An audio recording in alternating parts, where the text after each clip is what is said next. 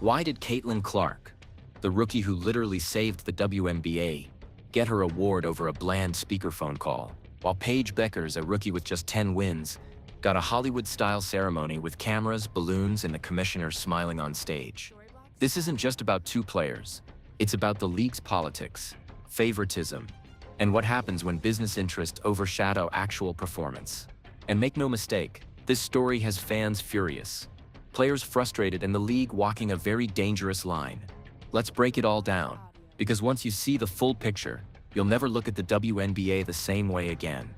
In 2024, Caitlin Clark was crowned Rookie of the Year in one of the most forgettable ways imaginable. No cameras, no stage, no special setup. Just her coach huddling the Fever players together and patching in the commissioner on speakerphone. A quick congratulations came through the line, and that was it. A record-shattering rookie season, reduced to what felt like a corporate voicemail. Fast forward to 2025, and Paige Bueckers' announcement looked like something out of a movie. Bright studio lights, music pumping, a spirit tunnel filled with teammates and staff. Kathy Engelbert, the same commissioner who stayed invisible for Clark, was now front and center, beaming as she personally handed Paige the trophy on daytime television. The whole production looked like a coronation. Fans immediately noticed the contrast. Two rookies, two awards, yet treated as if they belonged to two completely different leagues. Here's where the frustration boils over. Caitlin Clark's rookie season wasn't just impressive, it was historic. She sold out arenas across the country, both home and away. The Fever averaged over 17,000 fans per game, numbers unheard of in league history. TV ratings skyrocketed, with viewership up more than 20% year over year. Merch flew off shelves. Other players benefited with charter flights and exposure, all because Clark drew the spotlight. Most importantly, she dragged the Fever into the playoffs for the first time in nearly a decade.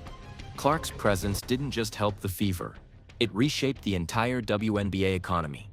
And yet, when the time came to officially honor her, the league gave her nothing more than a quick call on speakerphone. It didn't just feel cheap, it felt dismissive. And fans made sure the league heard about it. Now, compare that with Paige Bueckers' rollout.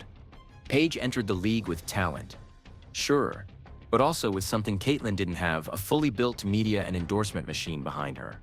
Coming out of UConn, Paige was already part of the most powerful pipeline in women's basketball.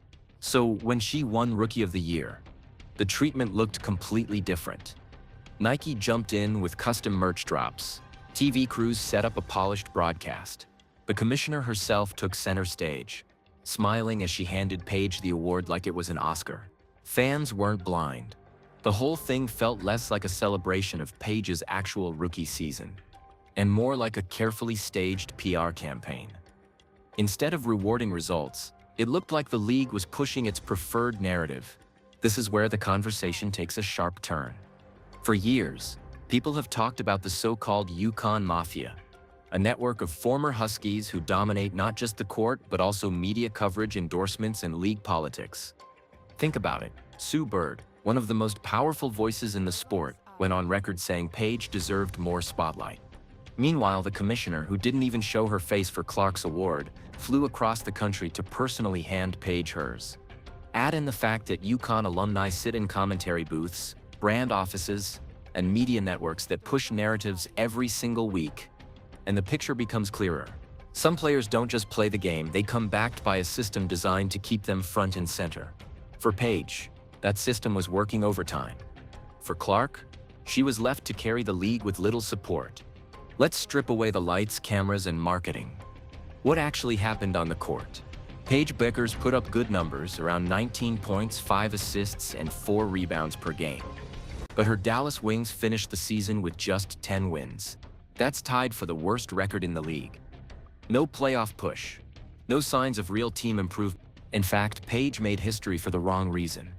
She became the first rookie in NBA or WNBA history to win Rookie of the Year while playing on a team with fewer than 10 wins. That's not a stat anyone should want. Now let's compare that to Caitlin Clark.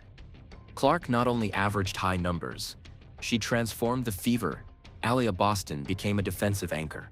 Kelsey Mitchell thrived playing beside her. Lexi Hull carved out a real role. The Fever turned into a playoff team, and their games became can't-miss events. That's the difference between stats on paper and impact in reality. And yet, Paige was the one getting the full Hollywood rollout. Here's something even Paige's fans admit doesn't add up. Sonia Citron of the Washington Mystics had one of the most efficient rookie seasons in memory. She averaged nearly 15 points per game, played every single matchup, and led the league in three-point percentage at 44.5%. She gave the Mystics consistency, floor spacing, and grit on both ends. So how many Rookie of the Year votes did she get? Just 2. Out of 72. 70 went to Paige. 2 went to Citron. Zero respect for her grind. Fans didn't just question Paige's win, they questioned the entire credibility of the voting process. When the clips of Paige's ceremony hit social media, the reaction was instant. Fans were outraged. Memes compared Clark's speakerphone call to Paige's staged tunnel entrance.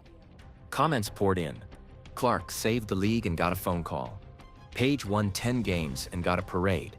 Make it make sense. This isn't basketball anymore. It's politics.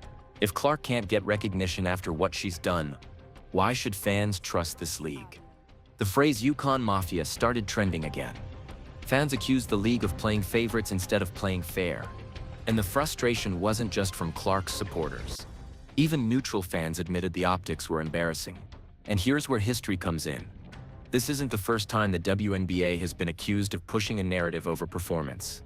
In past seasons, fans have pointed to MVP votes, all-star selections, and endorsement deals that seemed less about stats and more about connections. But this time feels different. Why? Because Caitlin Clark isn't just another player. She's the biggest needle mover the league has ever seen. The WNBA went from struggling to sell tickets to regularly making national headlines. And most of that came from Clark. So when the league downplayed her moment and oversold Paige's, fans saw that as an insult, not just to Clark, but to everything they've invested as supporters. The WNBA is standing at a crossroads. On one side, you have Caitlin Clark, organic growth, sold-out crowds, a rising team, and a player whose impact can be measured in dollars and wins. On the other, you have Paige Bueckers, talented, but more hyped than proven, with her success tied heavily to endorsements and media spin. By choosing to highlight Paige's flashy rollout while brushing aside Clark's historic impact, the league sends a dangerous message that politics matter more than performance. And fans don't forget things like this.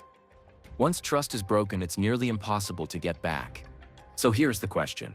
If Caitlin Clark saved the WNBA, why doesn't the WNBA treat her like it? And if Paige Bueckers is being hyped as the face of the league despite a 10-win season, is this really about basketball, or is it about control, image, and power? Because this isn't just about ceremonies. It's about the future of women's basketball. Fans want authenticity. They want results. And they want the league to honor the players who actually build the game. Drop your thoughts in the comments. Was Caitlin Clark disrespected? And does the league risk losing its credibility by playing favorites? Make sure you like, subscribe, and hit the notification bell, because we're going to keep digging into the stories the league doesn't want you to see. Because sometimes, the truth behind the game is bigger than the game itself.